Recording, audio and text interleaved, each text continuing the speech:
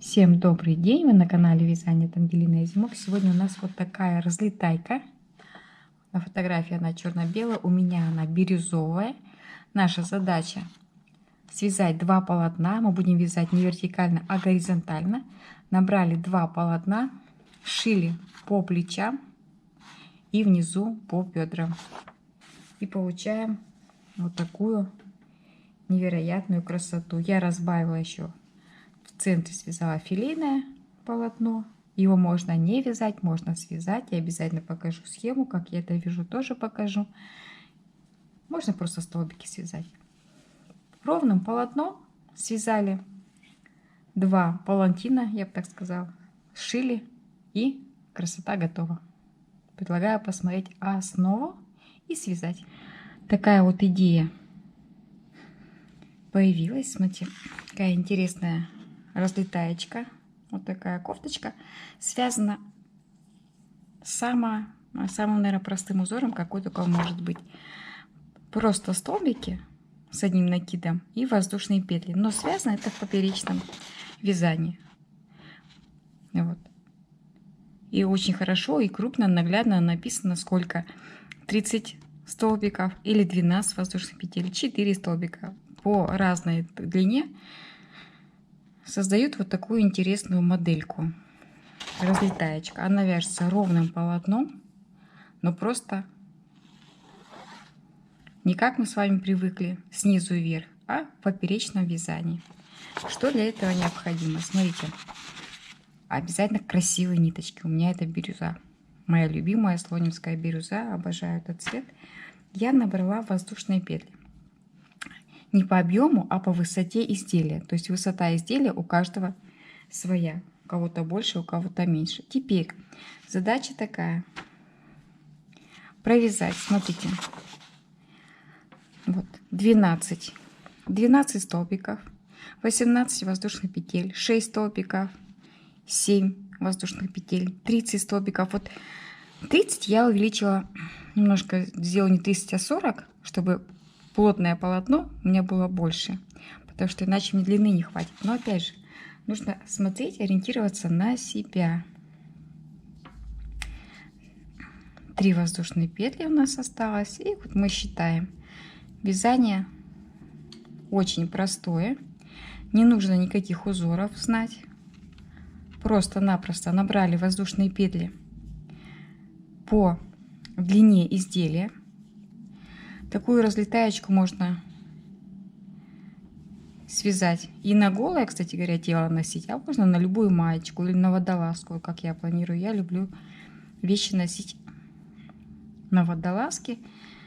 И получается и стильно, и красиво, и просто. Вот. 1, 2, 3, 4, 5, 6, 7, 8, 9, 10, 11 и 12. Вот. 12 столбиков провязали. Теперь 18 воздушных петелечек. Вяжем 18 воздушных петель. Внизу пропускаем тоже 18. А потом наша задача провязать, ориентируясь вот по фотографии, 18, потом 6 столбиков. 7 воздушных петель, 30 столбиков. 12 воздушных петель, 4. То есть фотографируйте на сотовый телефон. И предлагаю повязать. Провяжу несколько рядочков, покажу, что у меня получается. Хотела показать процесс, что у меня получается. Основа у нас с вами есть. Все четко написано. Следуем, как написано, цифрам. Воздушные петли, столбики с одним накидом, воздушные петли и так далее. Но я немножко решила изменить вязание. Так вязать скучновато, да? Что у меня здесь? У меня филейный узор. Я подобрала под вот эти столбики, под это количество столбиков, вот такой узор филейный. Этого можно не делать, можно вязать просто ровно столбики. Но если вы любите филейное вязание так же, как и я, можно подобрать узор. Красным я выделяю те ряды, которые уже провязала. Вот. Что для этого необходимо? В самом начале, смотрите, нужно провязать один ряд, столбик, воздушная петля, столбик. Внизу пропускаем воздушную петельку. То есть нужно организовать, провязать вот такие квадратики пустые. И потом начинать узор. Как узор распределяется? Заполненные клеточки и пустые. Что значит заполненные? Смотрим схему. В самом начале. 1, 2, 3, 4 клеточки у нас заполненные, то есть провязанные полностью столбиками. Там, где красные у меня обозначение, это пустые клеточки. Для тех, кому интересно филейное вязание, у меня много работ по филейному вязанию. Вот, допустим, как мы вяжем рядок. Вот я какую-то часть связала ряда. Теперь у меня есть, я выделяю схемой, каждый ряд выделяю красной пастой. Вот, и сейчас мы с вами свяжем один рядочек. Вот. Каким образом я его вяжу?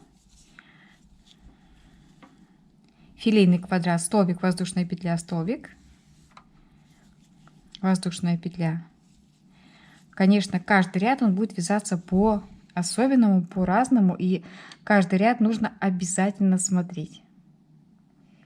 Вот. Вяжем. Я обычно ориентируюсь по вот пустым клеточкам. Допустим, вот мне нужно отступить. Вот у меня пустые клеточки по узору. Вот смотрим. У меня идут пустые клеточки красным и заполненные. Пустые и заполненные. И мы сейчас будем вязать. Сориентируюсь, где у меня 2 клеточки. Вот они у меня. 1, 2. И я вяжу новый квадратик, потом целиком все.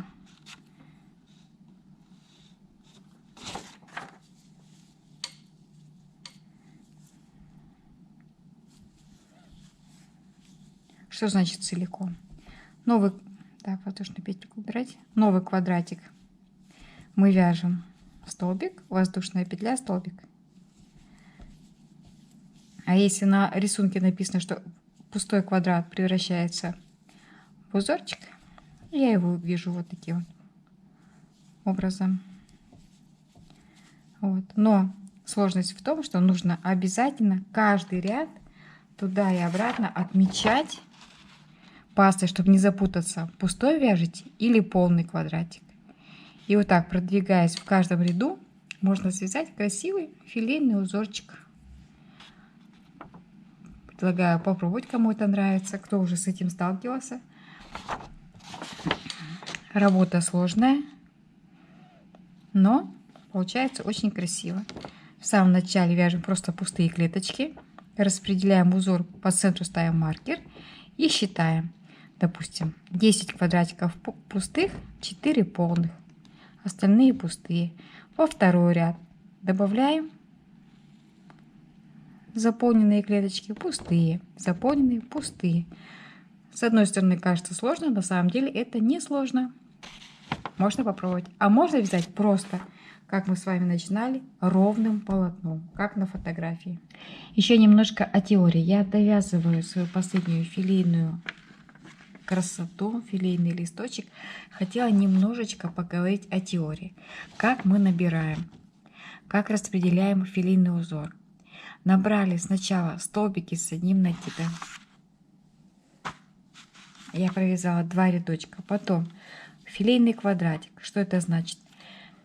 Столбик, воздушная петля. Внизу пропускаем 1 столбик над воздушной петлей и столбик. То есть наша задача сначала провязать квадратики филейные в первом ряду. Их посчитать, сколько у вас получилось. Потом в интернете ищите узор филейный. Их очень много на любую тематику. И считаете уже на схеме, сколько квадратиков получается. Считаем вот все вот эти квадратики. Если квадратики, которые вы нашли в интернете, совпадают с вашими, тогда мы узор берем.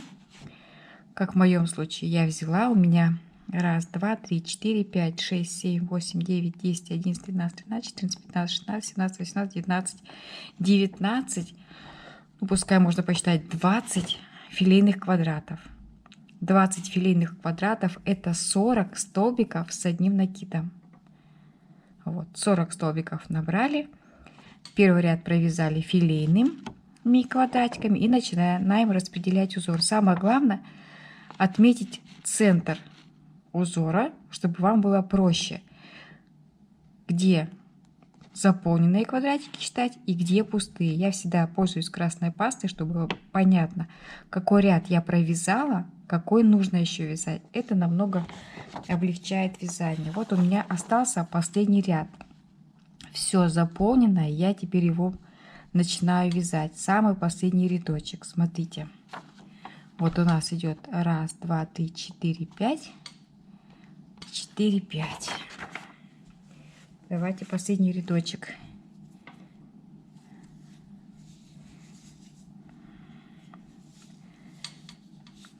Моего красивого листочка 5 провязываем.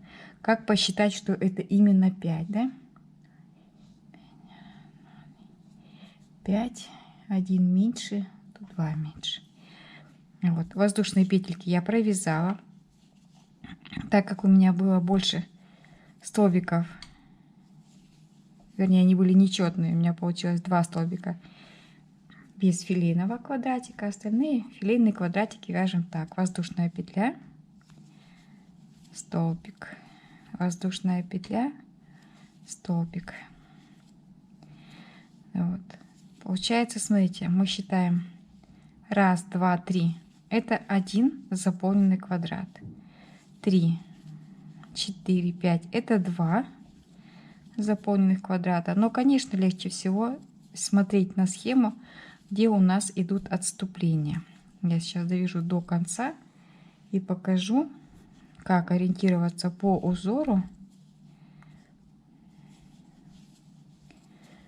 Вот я отступаю, у меня осталось 2 квадратика. По схеме, последняя схема, это я иду в обратную сторону, у меня над провязанным пустой квадратик. 2, 3, 4, 5, 6 и потом еще 7, 8. То есть мне нужно провязать 8 пустых клеточек.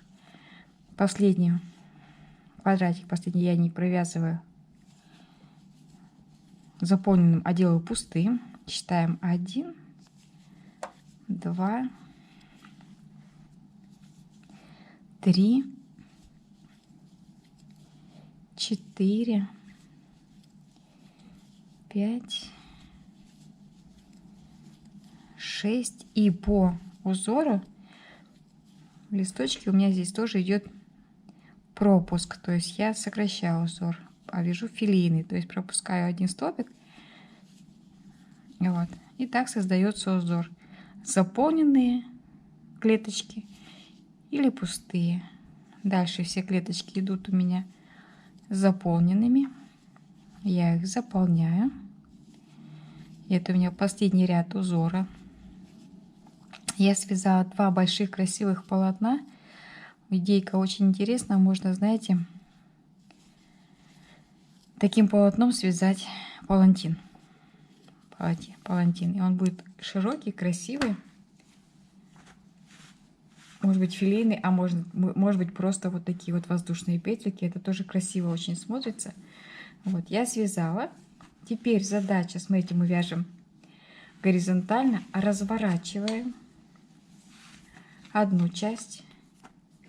Точно такая же у меня есть вторая часть. Наша задача соединить. С одной стороны отметить маркером расстояние для плеча с одной стороны и с другой оставить по центру только горловину. Мы ее сшивать не будем. Вот такая разлетайка у нас будет.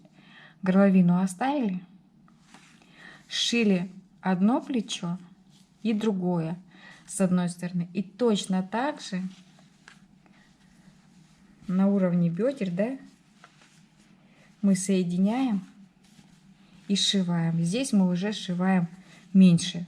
Это же не горловина, да, то есть здесь мы сшиваем намного меньше. Собираем наши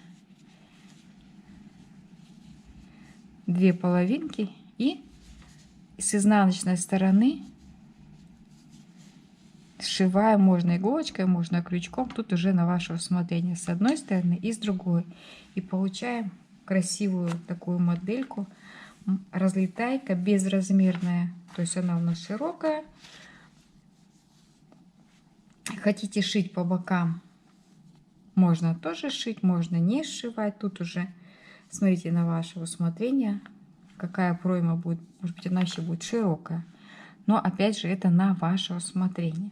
Самая главная наша задача — шить плечи и шить внизу. А по бокам это очень модно. Пусть будет пройма такая широкая во всю высоту изделия. И вот таким несложным способом, следуя первоначальной нашей схеме, я связала разлетаечку. Вот она так выглядит. Можно связать просто столбики, как я уже говорила изначально. Хорошая схема в цифрах. Столбики, воздушные петли, столбики, воздушные петли. Вот. 2 полотна связали горизонтально. Вот так вот. 1, 2. Шили по плечам и шили внизу. Получаем такую красивую модную вещичку. Кофточка-разлетайка на любой размер.